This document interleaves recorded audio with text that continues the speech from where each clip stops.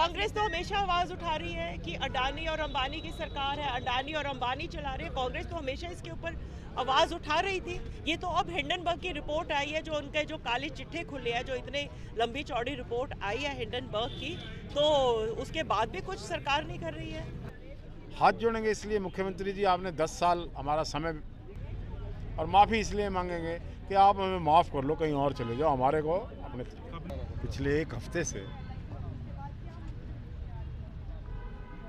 जो राहुल गांधी जी आवाज़ उठा रहे थे कि देश को लूटा जा रहा है तरीकेबंद कुछ लोगों द्वारा, अडानी और अंबानी का नाम लिया उन्होंने, आज से नहीं कह रहे, 7 साल से कह रहे। वो बात सामने आ गई जब हिंडनबर्ग पेपर्स की लीकेज आई और इसमें ये दिखाया कि किस प्रकार से अडानी ने लाखों करोड़ रुपया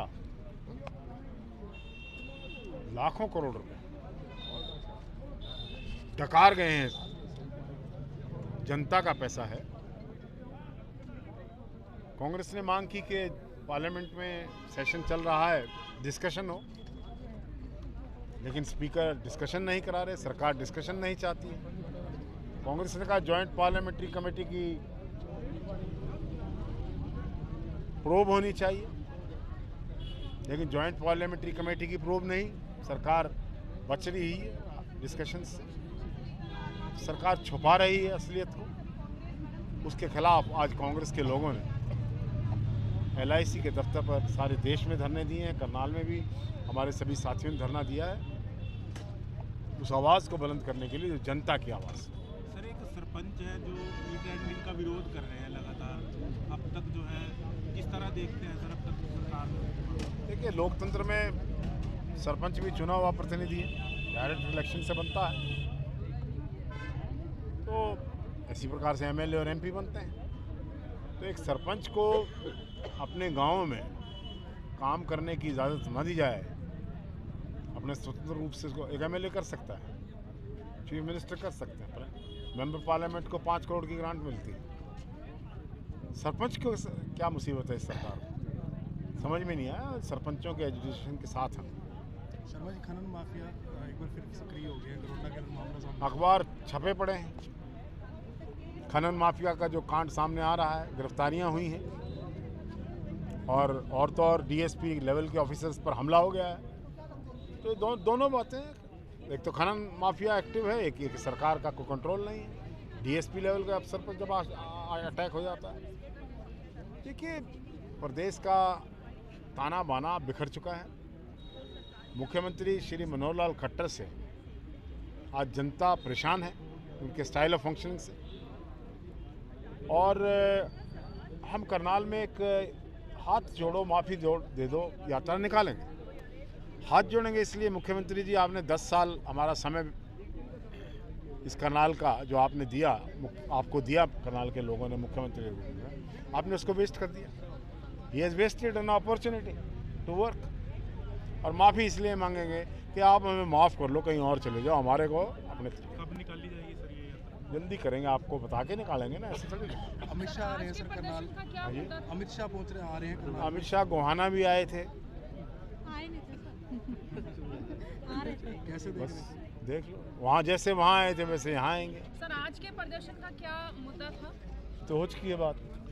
आज के प्रदर्शन में जो LIC में और SBI में अडानी ने जो लूट हुई है, इसके खिलाफ कांग्रेस के लोग एकत्रित हुए हैं। सर, यहाँ इकट्ठा होकर धरना प्रदर्शन कर नारेबाजी कर भाषण देकर आपको लगता है कि सरकार जागेगी, या फिर आप लोग क्या करेंगे आने वाले समय में?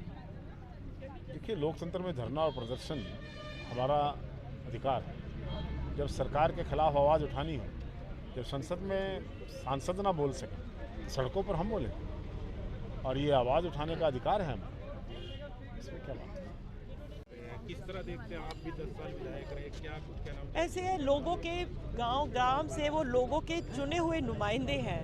इसका मतलब सरकार जो है चुने हुए नुमाइंदों के ऊपर विश्वास नहीं करती है, वो सोचती है कि ये सब चोर है। क्योंकि अब खुद देखो, वो इतने बड़े चोर है सरकार, कैसे अडानी को सारे पोर्ट के ठेके, सारे हवाई अड्डों के ठेके, सब कुछ एक आदमी को दे दिया जो कि गुजरात से है।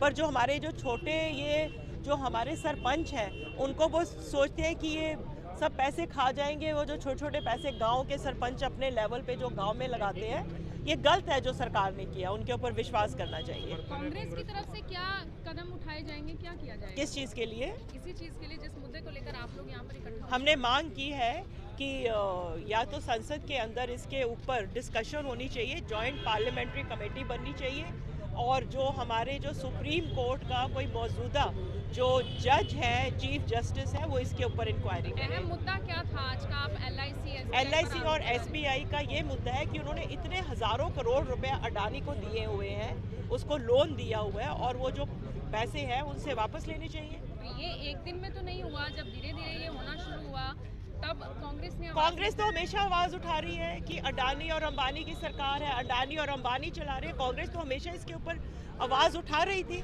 ये तो अब हिंडनबर्ग की रिपोर्ट आई है, जो उनके जो काले चिट्ठे खुले हैं, जो इतने लंबी चौड़ी रिपोर्ट आई है हिंडनबर्ग की, तो उसके बाद भी कुछ सरकार नहीं कर रही है। भारत जोड़ो यात्रा के बाद कोई बड़ा बदलाव?